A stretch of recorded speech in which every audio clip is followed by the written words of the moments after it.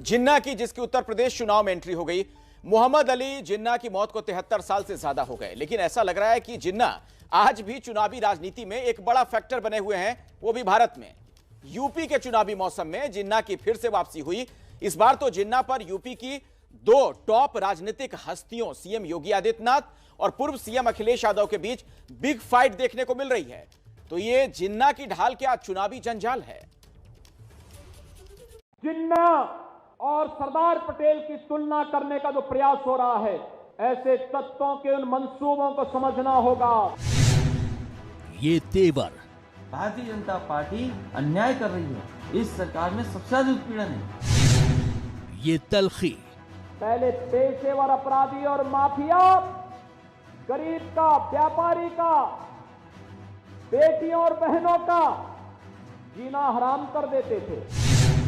ये अंदाज, चुनाव जैसे ही हारे पेट्रोल की तरफ देखने लगे, डीजल की तरफ देखने लगे। ये तंज, अगर माफिया के ऊपर बुलडोजर चल रहा है तो माफिया के शरणदाताओं के ऊपर भी जरूर चलेगा। ये सरकार बनी रही तो हो सकता है सब कुछ बेच करके सरकार को भी आउटसोर्स करके छोड़ के चले जाए।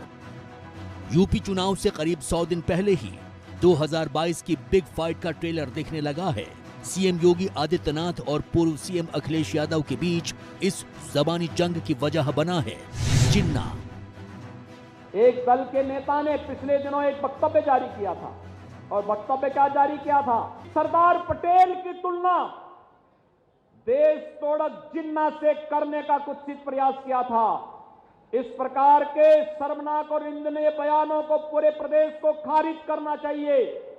सरदार पटेल देश को जोड़ने वाले हैं, जिन्ना देश को तोड़ने वाले हैं। मैं तो कहूंगा ना कि दोबारा किताबें पढ़ लें, दोबारा किताबें पढ़नी चाहिए लोगों को। इन दो बड़ी राजनीतिक हस्तियों के बीच जबानी जंग सिर्फ जिन्ना पर ही नहीं हुई। पहली बार सीएम योगी ने विधानसभा चुनाव लड़ने के संकेत दिए तो अखिलेश ने उस पर भी तंज कस दिया। अब बाबा मुख्यमंत्री जी को चुनाव नहीं लड़ना चाहिए, वो जा रहे हैं, जाने वाले से क्या लेना देना।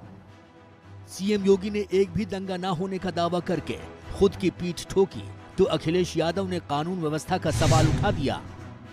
प्रदेश में 4.5 वर्ष में एक भी दंगा नहीं हुआ, और जिसने दंगा करने का प्रयास किया उसको 2 टूक बता दिया कि भैया दंगा करोगे तो इसके बाद क्या होने जा रहा है 7 पीढ़ियों का लिख के छोड़ जाइए, क्योंकि वे 7 पीढ़ियां भरते भरते थक जाएंगी, लेकिन ये पूर्ति नहीं कर पाओगे।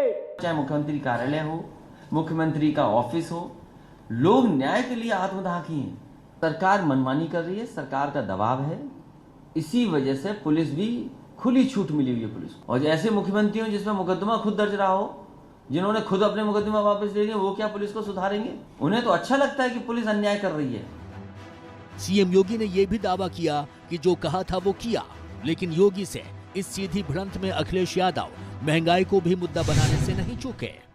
भाइयों बहनों, अभी तो हमारी सरकार का 5 साल पूरा नहीं हुआ, और इन 5 वर्षों में ही आप याद करना, हम सभी 75 जनपदों में एक मेडिकल कॉलेज देने जा रहे हैं। महंगाई देखिए कहां पहुंच गई। भारतीय जनता पार्टी ये सोचती है कि कुछ पैसे कम कर दें तो जनता उनके साथ खड़ी हो जाएगी।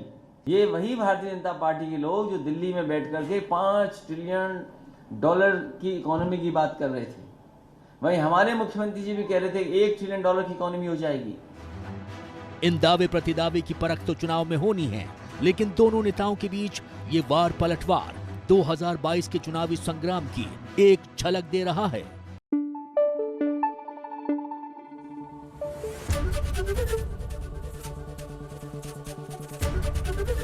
एबीपी न्यूज आपको रखे आगे।